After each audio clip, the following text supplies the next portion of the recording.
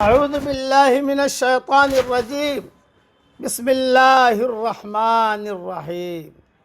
سورہ بقرہ کی ایک آیت پڑھ رہا ہوں، آیت نمبر 62۔ ان الذین آمنوا والذین ہادوا والصابئین من آمن باللہ واليوم الآخر وعمل صالحا فلهم أجرهم عند ربهم ولا خوف عليهم ولا هم يحزنون۔ بے شک جو لوگ مسلمان ہوئے اور جو لوگ یہودی ہوئے اور نصارہ اور صابی، ان میں سے جو شخص ایمان لایا اللہ پر اور آخرت کے دن پر اور اس نے نیک کام کیا، تو اس کے لیے اس کے رب کے پاس اجر ہے، اور ان کے لیے نہ کوئی ڈر ہے اور نہ وہ غمگین ہوں گے۔ اس کی تشریح بہت اہم ہے۔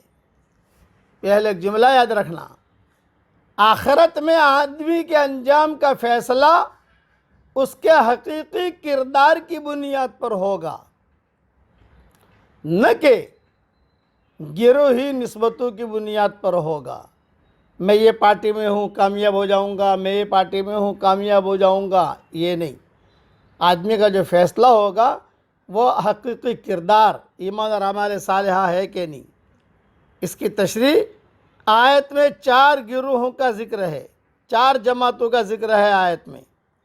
ایک مسلمان جو حضرت محمد صلی اللہ علیہ وسلم کی امت ہے، دوسرے یہود جو اپنے کو حضرت موسیٰ کی امت کہتے ہیں، تیسرے نصارہ جو حضرت مسیح کی امت ہونے کے دعوے دار ہیں، چوتھے صابی جو اپنے کو حضرت یحییٰ علیہ السلام کی امت بتاتے تھے اور قدیم زمانے میں عراق کے علاقے میں آباد تھے، اور وہ اہل کتاب تھے اور کعبہ کی طرف رخ کر کے نماز بھی پڑھتے تھے۔ مگر اب صابی فرقہ ختم ہو چکا ہے، دنیا میں کہیں اس کا وجود نہیں ہے، لیکن 3 فرقے ابھی چل رہے ہیں، مسلمان، یہود، نصارہ۔ اب یہود نصارہ کی لمبی تفصیل ہے، وہ انشاءاللہ اللہ توفیق دے گا تو آپ کو سمجھا دیں گے۔ یہاں مسلمانوں کو الگ نہیں کیا ہے قرآن میں، بلکہ ان کا اور دوسرے پیغمبروں سے نسبت رکھنے والی امتوں کا ذکر ایک ساتھ کیا گیا ہے۔ اس کا مطلب یہ ہے، گروہ ہونے کے اعتبار سے، جماعت ہونے کے اعتبار سے اللہ کے نزدیک سب برابر کا درجہ رکھتے ہیں۔ گروہ کے اعتبار سے ایک گروہ دوسرے گروہ میں کوئی فرق نہیں، جماعت کے اعتبار سے یہ بھی ایک جماعت ہے، یہ بھی ایک جماعت ہے، یہ بھی ایک جماعت ہے، یہ بھی جماعت ہے۔ لیکن کامیاب جماعت کون سی ہے؟ سب کی نجات کا ایک ہی محکم اور اصل اصول ہے، اور وہ کیا ہے؟ ایمان اور عمل صالح۔ کوئی گروہ اپنے کو خواہ مسلمان کہتا ہو، یا وہ اپنے کو یہودی یا مسیحی یا صابی کہے، ان میں سے کوئی بھی محض ایک مخصوص گروہ ہونے کی بنا پر اللہ کے یہاں کوئی خصوصی درجہ نہیں رکھتا۔ درجہ کا اعتبار اس پر ہے کہ کس نے اللہ کی منشا کے مطابق اپنی عملی زندگی کو ڈھالا۔ اسی لیے کہتے ہیں کہ دعوت تبلیغ جو ہوتی ہے وہ مذہب کی ہوتی ہے، مشرب کی نہیں ہوتی۔ تبلیغ حج کی ہوگی، مثال دے رہا ہوں، حج کرو لیکن فلاں ٹور کے ساتھ کرو، یہ تبلیغ نہیں کریں گے ہم، کہ فلاں ٹور کے ساتھ جاؤ، یہ نہیں کہیں گے۔ حج کرو آپ، بس یہ ہے۔ بھئی نماز پڑھو لیکن فلاں مسجد میں پڑھو، فلاں مسجد میں مت پڑھو، یہ نہیں کہیں گے ہم۔ اللہ کی مسجدیں ہیں، جہاں چاہیں آپ نماز پڑھیں۔ نبی کے زمانے میں جب اس کے ماننے والوں کا گروہ بنتا ہے تو اس کی بنیاد ہمیشہ ایمان اور عمل صالح پر ہوتی ہے۔ اس وقت ایسا ہوتا ہے کہ نبی کی پکار کو سن کر کچھ لوگوں کے اندر ذہنی اور فکری انقلاب آتا ہے، ان کے اندر ایک نیا عزم جاگتا ہے.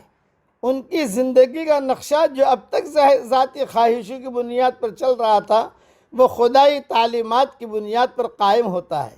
یہی لوگ حقیقی معنوں میں نبی کی امت ہوتے ہیں. ان کے لیے نبی کی زبان سے آخرت کی نعمتوں کی بشارت دی جاتی ہے. مگر بعد کی نسلوں میں صورتحال بدل جاتی ہے.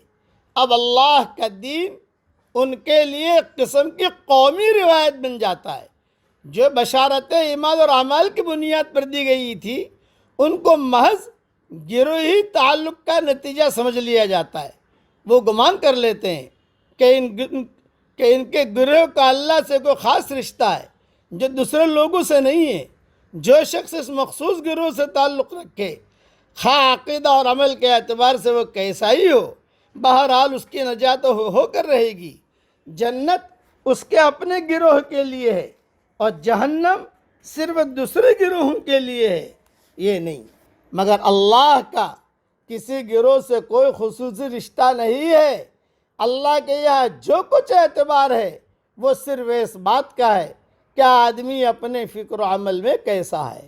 آخرت میں آدمی کے انجام کا فیصلہ اس کے حقیقی کردار کی بنیاد پر ہوگا، نہ کہ جماعتوں کی نسبتوں پر ہوگا، نہ کہ گروہوں کی نسبتوں پر ہوگا. اللہ تعالی ہمیں سچے اور اچھے گروہ کے ساتھ چلنے کی توفیق عطا فرمائے. آمین. وآخر دعوانا ان الحمدللہ رب العالمین.